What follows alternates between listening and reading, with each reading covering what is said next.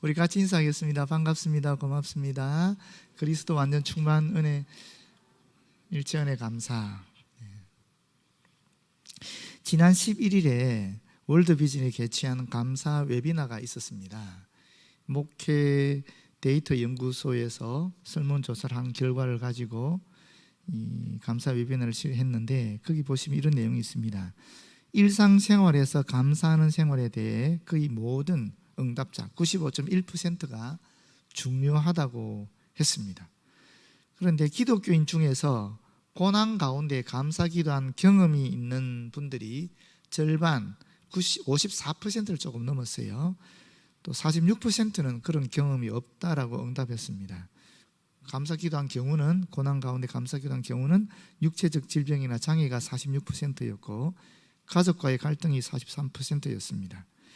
전반적으로 나이가 많을수록 신앙의 연수와 신앙의 단계가 높을수록 고난 가운데 감사 기도를 하는 경우가 많아지는 경향을 보이고 있었다고 합니다.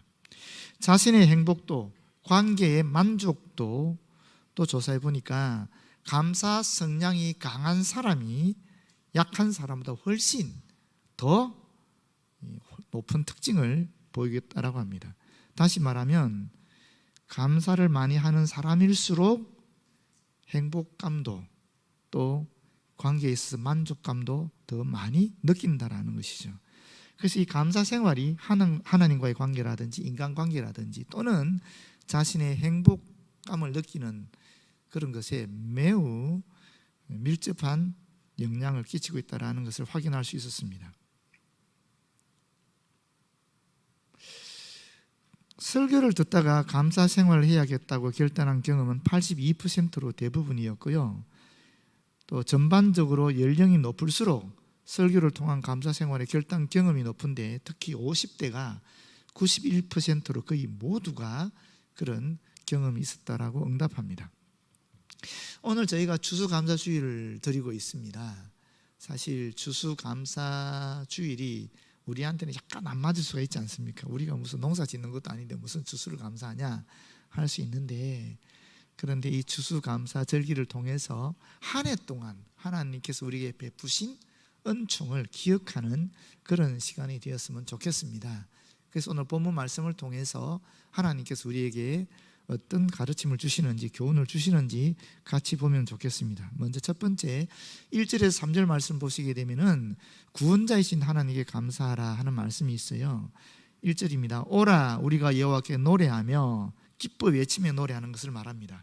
우리의 구원의 반석을 향하여 즐거이 외치자. 이 구원이라는 것은 여러 번 설명드렸지만 어떤 세력에 짓눌려서 아무것도 하지 못하는 그런 사람을 완전히 자유롭게 풀어서 해방시키는 것을 말합니다. 이스라엘 민족은 2500년 전에 그런 경험을 철저하게 민족적으로 했습니다. 2500년이 지난 지금에도 이들은 그 경험을 계속적으로 기억하면서 하나님께 감사하고 있는데, 그것이 무엇이냐? 출애굽 사건이죠. 여기서 반석이라는 것은, 이 팔레스타인 지역에서 반석은 참 보기 드뭅니다. 그 구릉지대가 조금만 높은 언덕이 있어 그걸 산이라 그러거든요.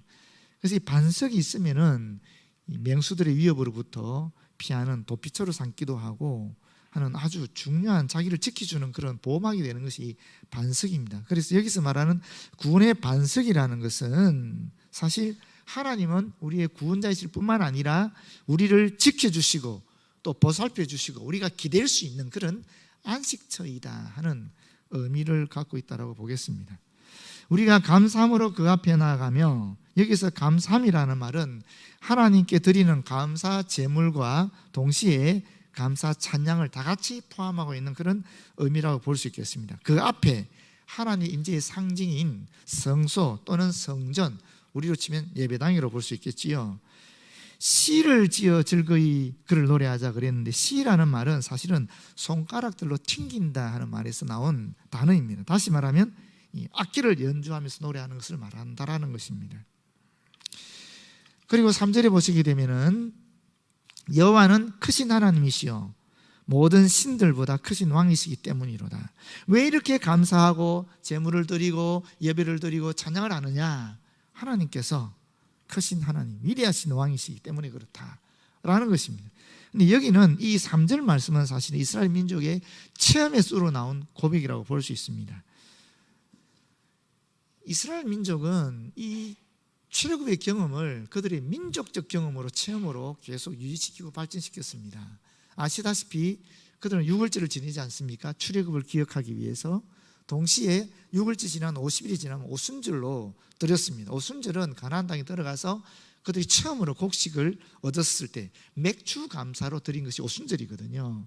그리고 40년 광야 생활을 통해서 구름기둥 불기둥으로 또 반석에 물을 내시고 심지어 가나안의 강대한 주민들을 여리고성을 돌기만 했는데 무너지게 하는 하나님의 역사가 있지 않았습니까? 이런 기적적인 체험들, 가나안 땅의 강대한 주민들을 몰아내고 그들이 젖과 꿀이 흐르는 땅을 찾아게 된 그 모든 사건 속에 역사하신 그 하나님의 보호하심과 또 인도하심에 대해서 감사하며 그들이 장막절로 지내게 된 것입니다.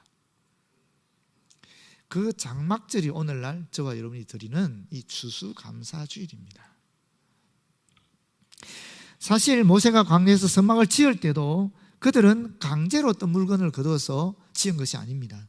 출애굽에 대한 감사와 감격 때문에 그들이 갖고 있던 것을 주님께 드린 것입니다. 솔로몬이 첫 성전을 지을 때도 마찬가지였습니다. 하나님의 은혜에 감사하고 감격해서 그들이 자원해서 자발적으로 하나님께 물질을 드렸고 그것이 성전으로 열매를 맺게 된 것입니다. 제2성전을 지을 때도 마찬가지였습니다. 바벨론 포로 생활하다가 풀어주신, 해방시키는 하나님의 은혜에 감격해서 그들이 자원해서 드린 물질을 통해 제2성전이 만들어진 것입니다. 이것이 무슨 이스라엘 민족만의 경험이 아니죠. 우리 대덕한비교 성도들도 이 경험을 역사 속에 가지고 있고 실제로 그 역사의 현장 속에 계셨던 분들도 여기 있습니다. 그렇지 않습니까? 30년 전에 엄청난 꿈을 꿨고 그 비전이 하나님의 은혜에 감격하는 사람들을 통해서 이루어진 것이 오늘 저와 여러분이 있는 이 자리, 이 예배당입니다. 주님께서 분명히 기억하시고 또 저와 여러분도 기억하는 줄 믿습니다. 그런데 여러분, 어리석은 부자의 비유를 기억해 보십시오. 그에게는 감사가 전혀 조금도 없었습니다. 그저 이렇게 많은 곡식을 어디다 간직할까? 이제 내 영혼아 즐거워하고 기뻐하고 마시고 놀자. 그렇게 했을 때 그날 밤에 하나님께서 그 영혼을 불러가셨다라고 말하고 있습니다. 하나님께서 저와 여러분들에게 주신 엄청난 은총들이 있지 않겠습니까? 그 은총에 대한 감사로 우리가 주님께서 기뻐하시는 일들을 해야 할 줄로 믿습니다. 두 번째, 창조주 하나님이신 삶의 주관자이신 하나님을 예배하자라고 말씀하고 있습니다. 4절입니다. 땅의 깊은 곳이 그의 손안에 있으며, 깊은 곳, 인간이 가서 볼 수도 없고 우리의 지적 능력으로 가늠할 수도 없는 곳을 얘기하는 것입니다. 오늘날로 치면 지구의 핵을 얘기한다고 볼 수 있겠죠. 이건 어떤 의미를 가지고 있느냐면 지구의 중심을 하나님께서 붙들고 계시다 하는 그런 고백이라고 볼 수 있겠습니다. 산들의 높은 곳도 그의 것이로다. 높고 험준한 산을 얘기하는데 고대인들에게 이 높고 험준한 산은 경외의 대상이었습니다. 신의 영역에 속한 것이었습니다. 왜 그러냐면은 지금 자기들이 살고 있는 땅은 매우 덥고 뜨거운 곳인데 저 높은 산에는 여전히 눈이 있는 거예요. 녹지 않은 눈. 그 눈을 보면서 그 하얀 산꼭대기를 보면서 이 어떻게 느꼈겠습니까? 경외심을 느낄 수밖에 없는 것입니다. 신의 영역으로 느꼈던 것입니다. 신의 영역으로 느껴지는 신비로운 것까지 하나님께서 창조하셨다 하는 이야기를 지금 하고 있는 것입니다. 뿐입니까? 5절입니다. 바다도 그의 것이라 그가 만드셨고 육지도 그의 손이 지으셨도다. 고대 세계에서 바다는 인간에게 공포와 두려움의 대상이었습니다. 그래서 바다는 혼돈의 신으로 여겨지기까지 했습니다. 우리가 이해할 수 없는 혼돈의 세상, 그런 것조차도 하나님의 통치 속에, 하나님의 창조의 섭리 속에 있다라는 고백이 이 구절입니다. 그러면서 6절에 뭐라 그럽니까? 오라 우리가 굽혀 경배하며 우리를 지으신 여호와 앞에 무릎을 꿇자. 온 세상 모든 만물이 여호와의 창조의 행위를 통해서 형성이 된 것이기 때문에 성전 밖에 있는 사람들이 이제 하나님께 나와서 예배당에 들어와서 하나님께 경배하라 하는 이야기를 하고 있는 것입니다. 7절입니다. 그는 우리의 하나님이시여 우리는 그가 기르시는 백성이며 그의 손이 돌보시는 양이기 때문이다. 이 창조주 하나님께서 지금 우리의 삶을 주관하고 계시다. 시편 23편에 나오는 선한 목자같이 우리를 보호하시고 지켜주시고 이끌어 주신다. 그러니 우리가 주님 앞에 나와서 경배를 드리자, 예배를 드리자 하는 이야기입니다. 여러분, 이스라엘에는 두 종류의 시내가 있다고 제가 한번 예전에 말씀드린 기억이 납니다. 첫 번째는 가늘천이라는 것이에요. 가늘천이 뭐냐면 평소에는 그냥 계곡처럼 보입니다. 바짝 말라 있으니까. 그런데 비가 오면 물이 엄청나게 흘러가는 강이 되어버리는 것입니다. 그게 가늘천입니다. 비가 오지 않으면 바짝 말라버리는 것이죠. 반면에 요단강이 있습니다. 요단강은 사시사철 가물거나 비가 오거나 상관이 없이 늘 물이 흐르는 곳입니다. 요단강은 저 헤르몬 산에서 눈이 녹아서 내려오고 그 물이 내려오고 또 단에서 단샘에서 흘러나온 물이 또 내려오고 갈릴리 호수에 있는 그 집안에 깊이 있는 데서 샘이 터져서 올라오는 그 물들이 다 갈릴리 호수에 모여서 그 물이 내려와서 요단강을 형성하게 되는 것입니다. 그래서 사시사철 물이 끊어지지 않는 것입니다. 무엇을 얘기하느냐 하면 우리가 우리 삶의 기반을 어디에 둘 것인가, 우리 생의 근원을 어디에 둘 것인가 하는 것입니다. 우리가 가늘천에 둘 수도 있고 요단강에 둘 수도 있다라는 것입니다. 가늘천에 두게 되면 우리는 순간순간 행복함을 느낄 것이고 또 만족함을 누릴 것입니다. 그러나 위기의 순간에는, 공급이 끊어질 때는 그런 만족도 행복도 누릴 수 없는 바짝 마른 바닥을 드러내는 그런 강이 될 수밖에 없다라는 것입니다. 그런 인생이 될 수밖에 없다라는 것입니다. 그게 무엇이겠어요? 우리의 생각대로 살아가는 것이죠. 이 세상의 가치대로 살아가는 것입니다. 사람의 눈치 보는 것입니다. 물질의 풍요로움을 통해서 행복을 누리고자 하는 것입니다.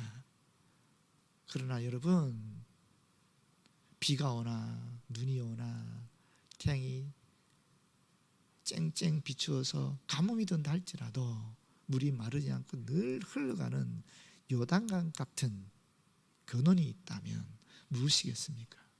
바로 창조주 하나님, 구속주 하나님, 지금도 이 세상을 통치하시고 우리 인생을 이끌어 가시는 주관자이신 그 하나님 아니겠습니까? 우리는 우리 주 예수 그리스도로 말미암아 그 하나님과 연결되었고 그 하나님으로부터 영원한 생명수를 늘 공급받을 수 있게 된 것입니다. 그 하나님께 우리의 모든 생의 근원을, 기반을 둘 때에 우리는 어떠한 위기가 온다 할지라도, 가뭄이 온다 할지라도, 폭우가 몰려온다 할지라도 상관이 없이 늘 승리하는 삶을, 감사하는 삶을, 기뻐하는 삶을 살아갈 수 있다는 것입니다.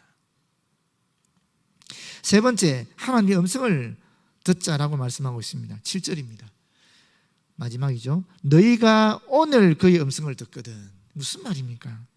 여호와 앞에 나아가서 그분께 무릎 꿇고 경배하면서 송축하는 자들에게, 바로 저와 여러분이죠. 세상 모든 사람들이 주님 앞에 경배하는 게 아니지 않습니까? 주님께 감사하는 게 아니지 않습니까? 하나님께서 모든 인류를 위해서 우리 주 예수 그리스도를 보내주셨지만 그럼에도 불구하고 사람들은 거부했단 말입니다. 그런데 저와 여러분은 순종했잖아요. 받아들였잖아요. 그런 저와 여러분에게 하나님께서 말씀합니다. 8절, 너희는 머리바에서와 같이 또 광야의 마사에서 지냈던 것과 같이. 출애굽기 17장과 출애굽기 20장에 보게 되면 이 머리바와 마사에서 그들은 다투고 불평하고 하나님을 원망했습니다. 그 사건을 얘기하는 것입니다. 너희 마음을 완악하게 할지 말지어다. 완악하게. 하나님의 기적과 역사하심을 두 눈으로 직접 보면서도 하나님의 뜻을 거역하는 것을 강조할 때 사용되는 말입니다. 홍해 바다를 가르고 만나와 메추게를 통해서 먹여주고 또 반석에 물을 터지게 하는 구름기둥 불기둥을 인도하신 하나님의 그 기적, 하나님의 인도하심을 체험했음에도 불구하고 그들의 마음이 완악하게 되었을 때 그들은 하나님의 뜻을 거역했다라는 것입니다. 그때에 너희 조상들이 내가 행한 일을 보고서도 나를 시험하고 조사하였도다. 내가 40년 동안 그 세대로 말미암아 근심하여 이르기를 그들은 마음이 미혹된 백성이라 내 길을 알지 못한다 하였도다. 기적을 체험했음에도 불구하고 역사적 경험을 가지고 있음에도 불구하고 그들의 마음이 미혹이 됐다라는 것입니다. 길을 잃어버렸다라는 것입니다. 곁길로 가서 비틀거린다라는 것입니다. 하나님께서는 내 길, 하나님의 삶의 방식, 그 길을 보여주셨습니다. 그것이 바로 모세를 통한 율법이었고 우리 주 예수 그리스도를 통한 진리의 길이었습니다. 알고 있음에도 불구하고 눈으로 보고 만졌음에도 불구하고 그들이 실제로는 실천하지 않았다 하는 것이 오늘의 말씀입니다. 그 결과는 11절이죠. 내가 노하여 맹세하기를 그들은 내 안식에 들어오지 못하리라. 이것이 결과입니다. 우리에게는 주님이 우리와 함께 동행하신 경험이 있고 또 우리 교회가 세운 역사적 기억들이 있습니다. 그럼에도 불구하고 우리의 마음에 미혹이 일어나게 되면은 하나님의 안식에 들어가지 못할 수도 있다 하는 이야기입니다. 한경희 목사님이 이런 예화를 하신 적이 있습니다. 아마도 직접 들으신 이야기 같아요. 어떤 사람이 꿈에 천국에 갔다고 합니다. 얼마나 화려한지. 그런데 한 곳에 여러 사람이 모여서 시끌벅적한 거예요. 마치 싸우는 것 같았어요. 천국에도 싸움이 있나? 해서 가봤더니만 그 무리 중에 어떤 한 사람이 일어나서 이렇게 얘기합니다. 아주 험악하게 우락부락하게 생긴 사람인데 여러분 제 말 좀 들어보십시오. 제가 어릴 때부터 아주 장난을 좋아하고 학생 때는 깡패로 지내고 젊었을 때 정말 허랑방탕하고 일생 동안 안 지은 적 없이 그런 많은 죄를 지은 사람입니다. 살인도 하고 강도짓도 하고 그렇게 죄 많이 짓다가 죽을 병에 걸려서 죽게 되었는데 아내가 예수 잘 믿는 착한 사람이었습니다. 그 아내가 목사님을 모시고 왔습니다. 그리고 목사님이 나에게 전도를 하기를 회개하고 예수 믿고 천국 가세요. 아니 나같이 죄 많이 지은 사람이 어떻게 회개하고 어떻게 천국 갈 수 있겠습니까? 물어보니 그때 목사님이 아닙니다. 예수님 돌아가실 때 그때 십자가에 못 박히던 강도도 회개하고 낙원에 갔습니다. 당신도 회개하면 천국 갈 수 있습니다. 그래서 그 말을 받아들여서 죽기 직전에 회개했다라는 거예요. 예수님을 믿었다라는 거예요. 그리고 죽었다 깨보니까 천국이더라는 것입니다. 아니 나보다 더 감사한 사람이 어디 있겠냐고. 그랬더니만 또 어떤 분이 일어나서 당신 말씀도 맞지만 내 얘기도 한번 들어보시라고. 나는 어릴 때부터 예수 잘 믿는 가정에서 자라서 교회 생활 처음부터 했고 주일학교 교사도 하고 또 지내면서 집사도 되고 장로도 되고 정말 교회에서 편안하게 봉사하면서 성립을 지냈다. 학교도 중학교, 고등학교, 대학교를 다 미션 스쿨을 다니고 또 졸업하고 나서는 직장에 잘 취직해서 지냈다. 비록 좀 죄를 짓긴 했지만 그럼에도 불구하고 내 가정이 편안하게 잘 지내다가 이제 편안한 죽음을 맞이하고 이 천국에 오게 되었다. 나보다 더 감사한 사람이 어디 있겠는가?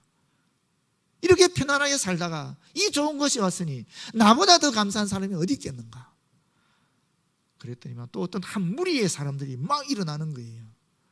당신들도 그렇지만 우리 말도 좀 들어보시라고. 아마 6.25 때 얘기 같아요. 자기들은 같은 마을에서 같은 신앙생활을 했던 사람들인데 그때 학살이 있었다라는 거예요. 예수 믿는 것 때문에 그 식구들이 그 교회 공동체가 다 학살당해버린 거예요. 그런데 그때 그 누구도 주님을 배신하지 않았고 비록 신앙의 연륜이 다르고 나이도 다르고 했음에도 불구하고 단 한 명도 예외 없이 다 같이 그 자리에서 죽음을 맞이했다라는 거예요. 그리고 눈 떴더니만 천국인데 세상에 순교의 면류관이 자기들에게 주어지더라는 거예요. 우리 신앙생활 제대로 안 한 사람도 있고 신앙의 연륜이 짧은 사람도 있는데 다 같이 숭배의 멸류관을 받게 되었으니까 얼마나 감사하냐. 우리보다 더 감사한 사람이 어디 있느냐. 또 이렇게 얘기하더라는 거예요. 그때 그 사람이 깨달았습니다. 아, 천국에도 싸움이 있는데 이 싸움은 감사의 싸움이구나. 여러분, 우리가 기왕 싸울 것 같으면 우리 생각이 다르니까 갈등이 있을 수밖에 없고 싸움이 있을 수밖에 없습니다만은 기왕 싸울 것 같으면은 감사의 싸움을 해야 되지 않겠습니까? 누가 더 은총을 받았는가? 누가 더 하나님께 감사한가? 그걸 서로 내세우면서 그렇게 싸워야 되지 않겠습니까? 그런 우리 교회 되었으면 참 좋겠습니다. 기도하겠습니다. 하나님 감사합니다. 서로 내가 받은 은총이 더 감사하다라고 주장하며 내세우는 저희들 되어지도록 인도하여 주시옵소서. 예수님 이름으로 기도드립니다.